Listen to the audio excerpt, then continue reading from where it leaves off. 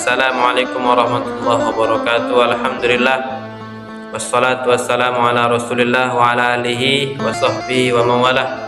Allahumma salli wa sallim ala maulana Muhammadin sayyidi waladi adnan, salatan tarzaquna biha annal humum wal ahzan wa tarzaquna biha safal adhan wa ziyadatal yaqin wal iman wa dukhul fasihil jinan wa afdalil ins wal jan wa ala alihi wa sahbihi wa sallama tasliman katsira. Amma ba'du.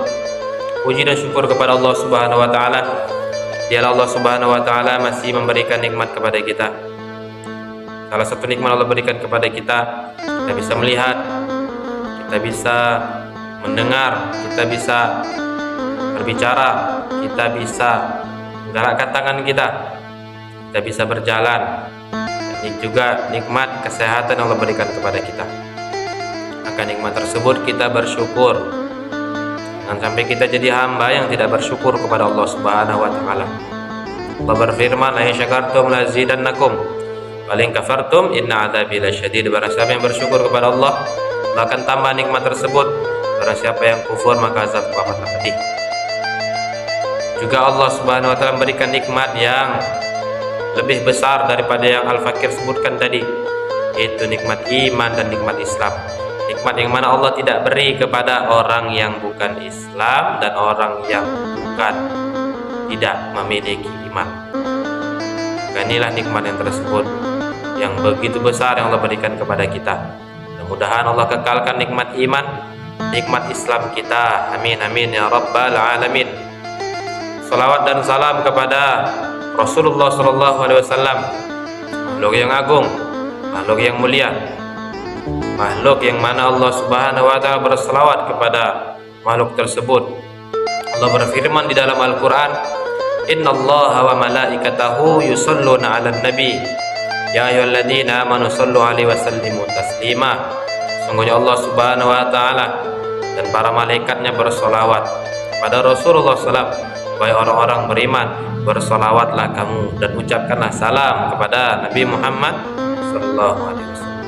Allah Subhanahu wa taala menyuruh kita untuk sholat, akan tetapi Allah tidak mengerjakan sholat. Allah menyuruh kita untuk berpuasa, akan tetapi Allah Subhanahu wa taala tidak berpuasa.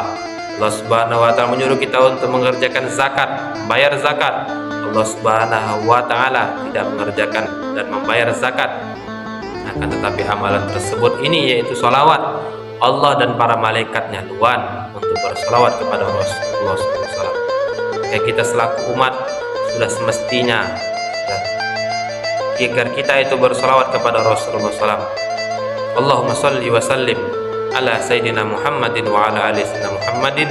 Mudah-mudahan dengan kita memperbanyak salawat kepada Nabi Muhammad SAW, kita mendapatkan syafaat beliau di yaumil mahsyar kelak. Amin amin ya rabbal alamin. Maka sudah pastinya kita sebagai umat untuk juga mengikuti sunnahnya Rasulullah SAW. Nabi bersabda, "Ana ahya sunnati faqad habbani wa man habbani kana ma'i fil jannah." Barang siapa yang menghidupkan sunnahku berarti ia cinta kepadaku, dan barang siapa yang cinta kepadaku akan masuk surga bersamaku. Kita hidupkan sunnah Rasul, memakai peci, memakai jubah. Kita lihat anak zaman sekarang, mereka lebih memilih pakaian-pakaian Yahudi dan pakaian-pakaian Nasrani. Rambutnya seperti rambut anak pang, tidak memakai peci, dan dia memakai baju yang ketat, memakai celana yang ketat, yang bukan ajaran daripada ajaran Islam. Mereka rela, tetapi mereka lupa untuk mengikuti, mencintai Rasulullah SAW. Mudah-mudahan kita yang saat ini memakai peci, mudah-mudahan terus istiqomah memakai peci. Pakai jubah juga pakai jubah, istiqomah. Yang pakai cadar juga pakai cadar. Ya, jangan kita ikuti pengaruh kawan kita yang mana mereka tidak memakai cadar. Mereka pakai jilbab taplak meja, kain jilbab yang segitiga, pendek, nampak rambut atasnya, nampak rambut di bagian belakangnya, tembus pandang. Ya, bagi kaum wanita yang memakai cadar, istiqomah pakai cadar. Tempatmu di surga, karena itu adalah baju daripada keluarga baginda Rasulullah SAW. Juga Al-Fakir pada kesempatan ini mau menyampaikan kepada kita, semua yang baik diambil, yang buruk ditinggalkan. Daripada ucapan Al-Fakir, Rasulullah SAW bersabda, An Abi Hurairah radhiyallahu anhu marfu'an, "Thalathatun la yukallimullahu wa la yuzakkihim wa la yanzuru ilaihim wa lahum adzabun alim, asy-syaikhun zanin wa malikun kadzdzab wa 'ail mustakbir." Yang artinya dari Abu Hurairah radhiyallahu anhu secara marfu berkata, Rasulullah SAW bersabda, ada 3 golongan yang mana Allah tidak berbicara kepadanya, tidak membersihkannya, mensucikannya, yakni Allah biarkan bergelimangan dosa orang tersebut, tidak Allah pandang orang tersebut dan mendapat azab yang pedih. Siapa orang tersebut?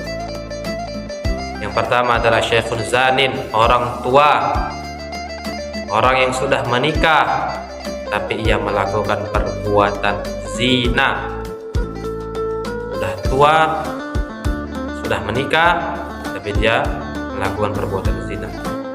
Yang kedua, malikun kadzdzab, pemimpin atau disebut kepala desa, kecamatan, kabupaten, presiden, raja, yang dia berdusta, dia memberikan janji-janji palsu, dia memberikan omongan yang tidak benar, dia memberikan sumpah-sumpah yang mana dia berdusta terhadap sumpah tersebut. Yang ketiga adalah orang miskin yang sombong, wa'il mustakbir, orang miskin yang sombong.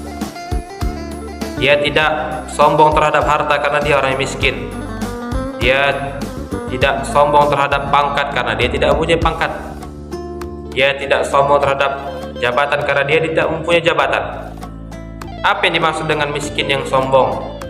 Adalah dia sudah miskin, dia tidak mempunyai harta, tidak mempunyai pangkat, jabatan, kekuasaan, kedudukan, tetapi dia sombong kepada Allah Subhanahu wa Ta'ala. Miskin inilah yang miskin yang luar biasa, yaitu dia sombong kepada Allah Subhanahu wa Ta'ala. Seharusnya ketika kita miskin, ketika kita susah, maka kita datang, kita berdoa kepada Allah Subhanahu wa Ta'ala. Jangan sampai kita menjadi orang yang miskin yang dia sombong kepada Allah Subhanahu wa Ta'ala. 3 orang tersebutlah yang mana Allah tidak berbicara kepadanya, Allah Subhanahu wa Ta'ala tidak mensucikannya, yang mana Allah Subhanahu wa Ta'ala tidak memandangnya, yang mana Allah Subhanahu wa Ta'ala memberikan azab yang pedih kepadanya. Mudah-mudahan kita dijauhkan daripada 3 perkara tersebut. Mudah-mudahan Allah kekalkan nikmat hidayah, nikmat taufik di dalam diri kita. Mudah-mudahan kita diberikan ampunan, rahmat daripada Allah Subhanahu wa Ta'ala. Mungkin hanya ini saja yang Al-Fakir sampaikan, yang benar daripada Allah, yang salah daripada omongan Al-Fakir. Al-Fakir minta izin kalau ada yang salah. Wal 'afwu minkum. Assalamualaikum warahmatullahi wabarakatuh.